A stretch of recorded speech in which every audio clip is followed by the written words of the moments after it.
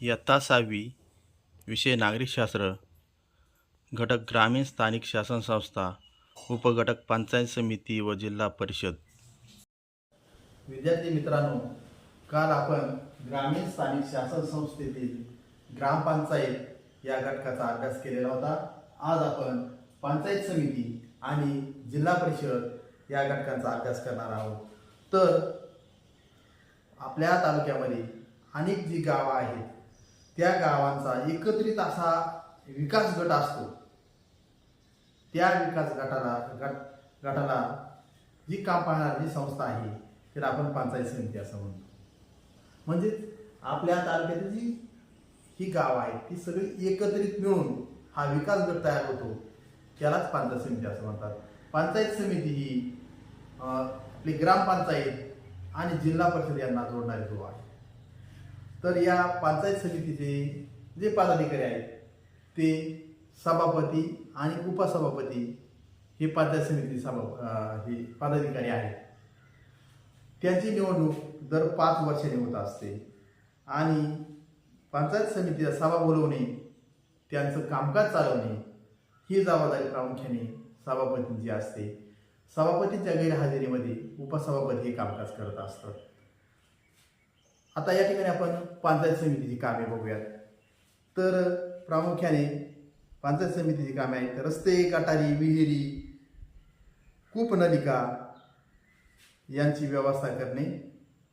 जर एखादी साथ आली असेल तर त्यासाठी रोग प्रतिबंधक लसीची व्यवस्था करणे, जनतेला स्वच्छ पिण्याच्या पाण्याची व्यवस्था करणे, त्याचबरोबर रस्त्यावर केरकचरा पडला असेल तर त्याची स्वच्छता करणे आणि त्याची विल्हेवाट लावणे, तसेच शेती आणि पशुधन सुधारण्यासाठी शेतकऱ्यांना मदत करणे, विद्यार्थ्यांना प्राथमिक शिक्षणाची मूलभूत सुविधा उपलब्ध करून देणे, तसेच दुर्बल घटकांना म्हणजेच थोडक्यात जे अंध अपंग आहेत किंवा जे दुर्बल घटक आहेत त्यातील लोकांना मदत करणे ही पंचायत समितीची कामे आहेत।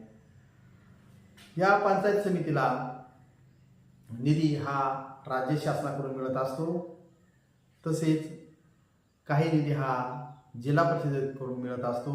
त्या निधीतून ही पंचायत समिती विकास कामं करत असते। त्यानंतर ग्रामीण स्थानिक शासन संस्थेतील तिसरा जो घटक आहे ते आहे जिल्हा परिषद। प्रत्येक जिल्ह्याच्या ठिकाणी जिल्हा परिषद आहे। आपल्या महाराष्ट्र राज्यामध्ये 14 जिल्हा परिषद आहेत। मुंबई आणि मुंबई उपनगर या ठिकाणी फक्त महानगरपालिका आहे, त्या जिल्ह्यांना जिल्हा परिषद नाहीत। जिल्हा परिषद जे पदाधिकारी आहेत त्यांची निवडणूक दर 5 वर्षांनी होते। अध्यक्ष व उपाध्यक्ष जिल्हा परिषदेचे पदाधिकारी असतात।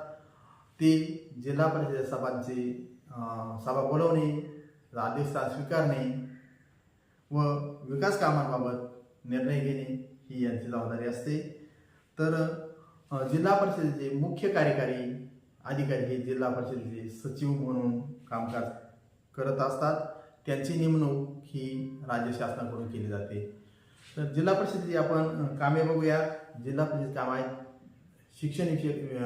शिक्षणविषयक सुविधा निर्माण करणे, म्हणजेच शिक्षणासाठी जर विद्यार्थ्यांना शाळा खोल्यांची गरज असेल त्या ठिकाणी खोल्या बांधून देणे, जनतेला आरोग्याच्या सोयीसुविधा मिळवून देणे, त्यासाठी प्राथमिक आरोग्य केंद्रांची उभारणी करणे, पाणी पुरवठा करणे, बियाणांचा शेतकऱ्यांना पुरवठा करणे, तसेच रस्त्यांवरती दिवाबत्तीची सोय करणे आणि गावाच्या परिसरामध्ये वृक्षारोपण करणे, झाडे लावणे ही जिल्हा परिषदेची जबाबदारी असते।